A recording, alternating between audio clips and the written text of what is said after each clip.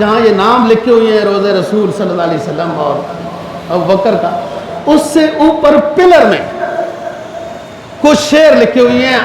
اب آپ جا کے نا وہاں غور کرنا، عجیب و غریب قسم کے شعر ہیں، وہ صدیاں گزر گئی وہ وہاں لکھے.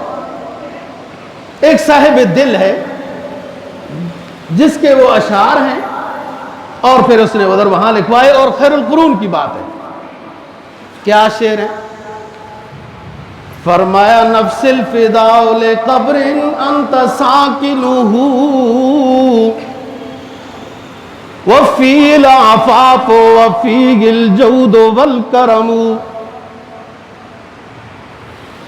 میرا نفس قربان ہو اے قبر تجھ پر، اے قبر تجھ پر میری جان قربان ہو، کہ جس میں جو آرام کر رہا ہے اس سے جود و کرم نصیب ہوتا ہے. نفس الفداء لقبر انت ساکنہ وفی العفاف وفی الجود والکرم. دوسرے پلر پر لکھتا ہے یا خیر من دفنت فی القاع اعظمہ فطاب بطیبہن القاع والاکم. اے دنیا کے بہترین شخص، اللہ کی وجود و ہستی کے بعد سب سے بہترین شخص جو اس قبر میں تو آرام کر رہا ہے، تیرے قبر میں آرام کی وجہ سے یہاں کی مٹی کو بھی عظمت مل گئی. یا خیر من دفنت فی القاع اعظمہ فطاب بطیبہن القاع والاکم. اور آگے کیا کہتا ہے تیسرے پلر پر؟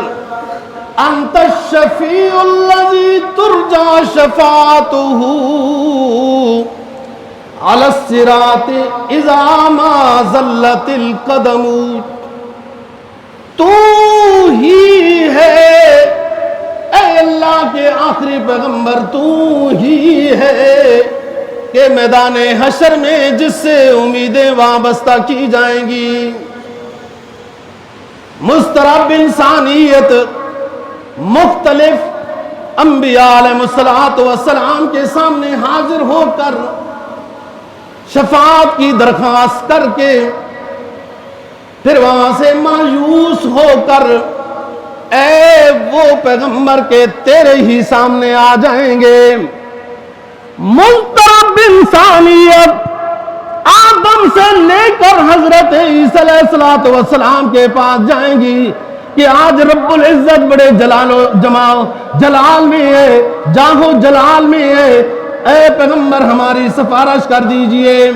سارے پیغمبر معذرت کریں گے اور آخر میں حضرت عیسیٰ علیہ السلام اس مضطرب انسانیت کو پتہ بتائیں گے. جاؤ حجرہ عائشہ میں، اللہ کا آخری محبوب وہاں آرام کر رہا ہے، اگر شفاعت کی امید رکھتے ہو، اگر کرا سکتے ہو تو وہ محمد بن عبداللہ خاتم النبیین صلی اللہ علیہ وسلم ہے. فرمایا انت الشفیع الذی ترجى شفاعتہ، اے پیغمبر تو ہی وہ برگزیدہ ہے کہ تجھ سے ہی سفارش کی امید رکھی جائے گی. علی الصراط اذا ما زلت القدم. اس وقت جب پل صراط پر چڑھنے کے لیے ہر کوئی لڑکھڑا رہا ہوگا، جس سے تیری شفاعت نصیب ہوگی، وہ پل صراط سے ایسے گزرے گا کہ پتہ ہی نہیں چلا کہ پل صراط بھی گزر گیا ہے. اور آگے کیا کہتا ہے یہ صاحب دل؟ آگے بڑی بات کہتا ہے، اس لیے کہ یہ ان نبی کے صحابہ کے رضاکاروں میں اپنا نام لکھوا رہا ہے کہ میں بھی سپاہی صحابہ کو ہوں. کہتا ہے وصاحبہ کا، یہ ضروری تھا خیر القرون میں بھی کہ ایسا نہ ہو کوئی رافضی ہو، یعنی نبی پر سلام پیش کیا نا جی وغیرہ، تو آخر میں حضرات صحابہ آل بیت رضی اللہ تعالیٰ عنہ پر بھی ساتھ سلام پیش کرتے تھے، اور یہ خطبوں میں بھی تھا، ضروری تھا۔ کیوں؟ اگر کوئی صحابہ کو نہیں مانتا تو رافضی ہے، اور اگر آل بیت کو کوئی نہیں مانتا تو ناسوی ہے، خارجی۔ اچھا، اب یہ ہے کہ یہ جو بزرگ لوگ تھے نا، یہ پھر اپنے صلاۃ و سلام میں نبی پر جب پیش کرتے تو پھر ساتھ صحابہ کا بھی ذکر کرتے، تاکہ لوگوں کو پتہ چل جائے میں رافضی نہیں ہوں۔ پھر ساتھ آل بیت کا بھی ذکر کرتے تاکہ پتہ چل جائے ناسوی خارجی نہیں ہے ہم۔ کیا کہتے ہیں؟ فرمایا انت الشفیع الذی ترجا شفاعتہ علی الصراط اذا ما زلت القدم وصاحباک لا انساہما ابدا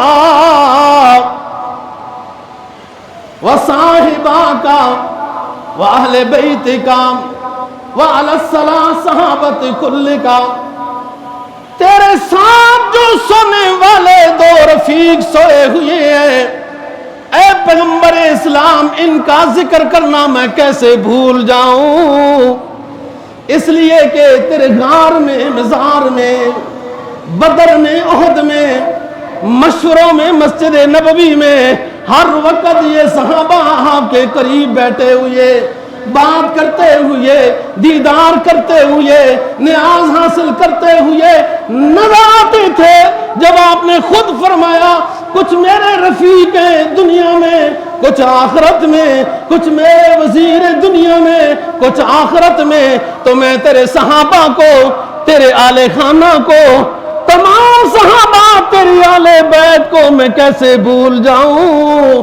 میں کوئی بخیل تو نہیں ہوں، میرا کوئی سینہ تنگ تو نہیں ہے کہ میں اولیاء اللہ کو نہ مانوں، محدثین کو نہ مانوں، فقہاء کو نہ مانوں، صحابہ کو نہ مانوں، آل بیت کو نہ مانوں، میرا کوئی سینہ تنگ نہیں ہے۔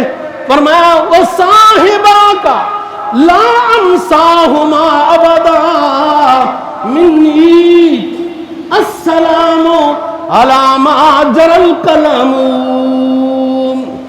اے نبی تیرے صحابہ پر سلام پیش کرتا ہوں، میرا سلام اے پیغمبر آپ پر ہو، آپ کے ساتھ سونے والے ابو بکر و عمر پر ہو، آپ کے سب صحابہ اور آل بیت پر میرا سلام ہو۔ کب تک سلام ہو؟ علی ما جری القلم، جب تک دنیا میں بولنے والے، لکھنے والے، یعنی قیامت تک کے لیے میرا سلام آپ پر اور آپ کے صحابہ پر رہتا رہے، جاری رہے۔